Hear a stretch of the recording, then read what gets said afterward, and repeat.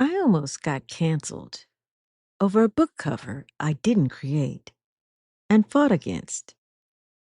But strangely enough, that disaster became part of a much bigger conversation about who gets represented in historical romance.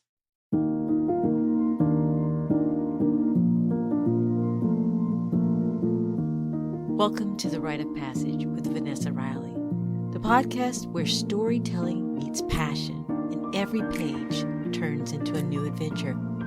I'm your host, Vanessa Riley, and together we'll dive deep into untold histories, reflect on current events through a historical lens, share behind-the-scenes writing insights, and explore the ups and downs of the author's journey.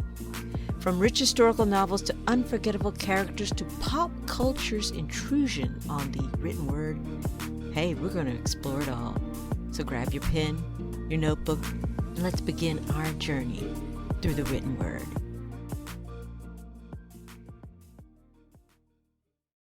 Let's start your rite of passage. They photoshopped her black. My first book was traditionally published. Books 2 through 16 independently published. And the reason for going indie after landing an agent was simple. At the time, there was this deeply toxic idea in publishing that stories centered on Black women in history, especially in the Regency and Georgian eras, didn't have an audience. Publishers didn't understand the history and how diverse it is. And worse, they underestimated readers. They didn't think you were interested. So my agent and I parted ways, and I decided to prove there was a market for these books. And y'all showed up, especially those of you who've been here since the beginning. You built this career with me. You bought the books, reviewed the books, recommended the books, argued for these heroines and these histories before the industry ever wanted them to exist. Eventually, traditional publishers circled back. They wanted proposals, manuscripts, meetings. And I ultimately signed with Entangled Publishing in 2017. The Bittersweet Bride was my return to traditional publishing after years away. Now, if you think authors have control over their covers, let me lovingly disillusion you. Unless you're a massive bestseller or have enough marketplace leverage to force approvals, you often don't have much say at all. And at that point, in traditional publishing's eyes, I was basically starting over. I had independent success, but not traditional credibility.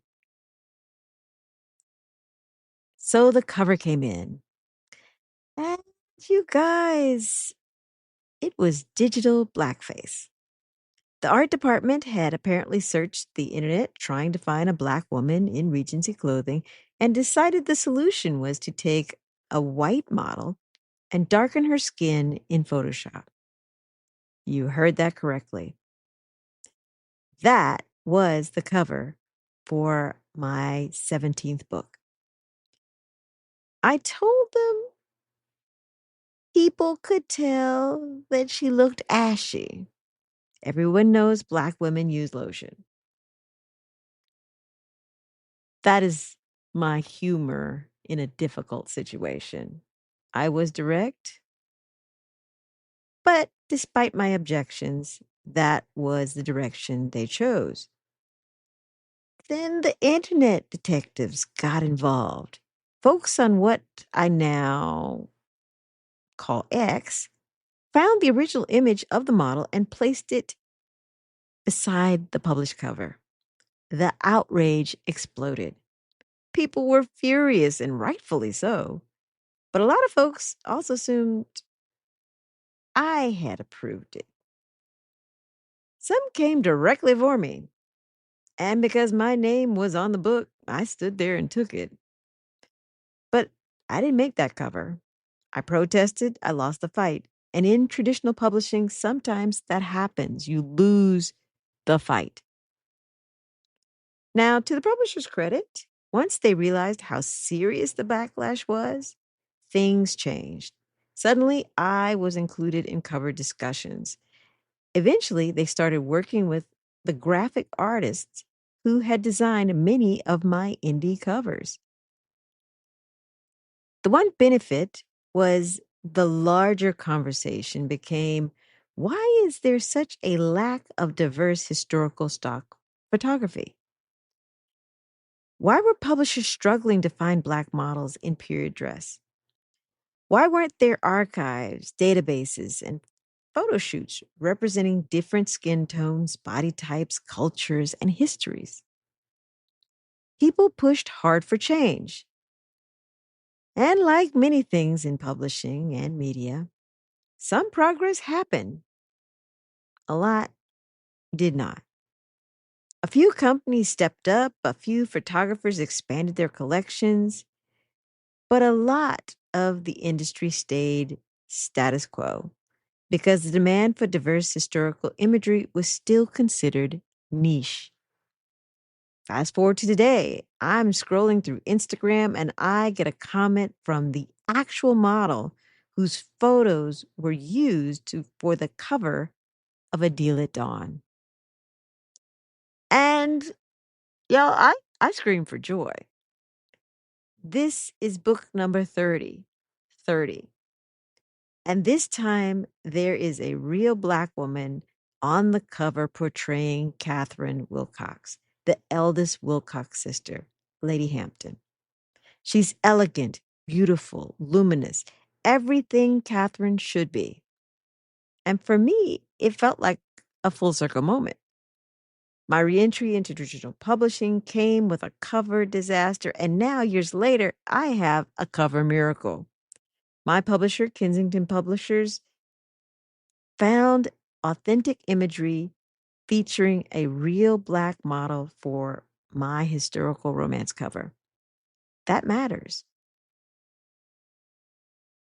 Recently, I went on Threads and asked other authors how they're navigating this issue. Some shared resources for diverse stock photography. Some said they're still struggling. Others have moved toward illustrated covers, what some folk dismissively call cartoon covers. But honestly, I love illustrated covers. Illustration allows artists to create a vision that includes everyone. You aren't limited by the stock that exists. When I've had illustrated covers, let's just say the difference in sales and wide appeal is apparent. It's hard to accept that people look at a pretty cover with a Black Regency heroine and say it's not for them. But things are better. Cover artists may still have to build composites from multiple photos, one face, another body, different fabrics, accessories, backgrounds to create magic. Photoshop isn't the problem. It's another answer to the stock shortage. Disparities still exist, and in this climate, gaps may not be filled. So I'm grateful for every small movement forward. So this week, I'm highlighting dedicated, inclusive stock platforms, such as Nappy, a free platform focused on beautiful imagery of Black and Brown people. POC Stock, a diversity site focused media platform centering BIPOC creators and imagery. Tonal, curated culturally diverse photography built around authentic everyday representation. Create Her Stock, lifestyle and business imagery featuring Black and Brown women. Gender Spectrum Collective, a free collection created with Vice, focused on trans and non-binary representation. Disabled and Here, disability-led photography featuring disabled BIPOC individuals. iWarrior, authentic stock photography centered on continental Africa. You can peruse mainstream sites. They have more inclusion than they did in 2017. So Stocksy, Getty Images, Unsplash, Pexels, Almy, Shutterstock. Period Images has some people of color in Regency costumes. And my new heroes, Morgan Miles Photography. Are things perfect? No. But things are better. Times have changed slightly. Why? Readers expect us here. We belong here. Respect and authenticity matters. And somewhere between a disastrous digitally altered cover and a real black model proudly messaging me about portraying one of my heroines, something shifted. In times like these, I think we have to hold on to moments of progress, even as we continue to work.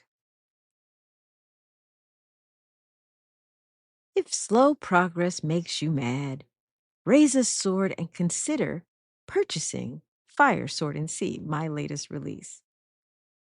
Or if you are in need of laughs and inclusivity, pre-order or review at NetGalley or request at your local library A Deal at Dawn. Step into a cliffhanger where the Duke of Torrance is dying to finally be a father to his daughter, but he must deal with her mother, the woman who humbled him and broke his heart. Get these books from Eagle Eye Books. They still have a few signed copies of Fire, Sword, and Sea. You can also try one of my partners in the fight, bookstores large and small, who are in the trenches with me. You can find my notes on Substack or on my website, vanessariley.com, under the podcast link in the About tab. Hey, let's keep rising and creating together. That's the truth. I need you. Like, share, and subscribe, and stay connected to Rite of Passage. Thank you for being here. I want you to come again. This is Vanessa Riley.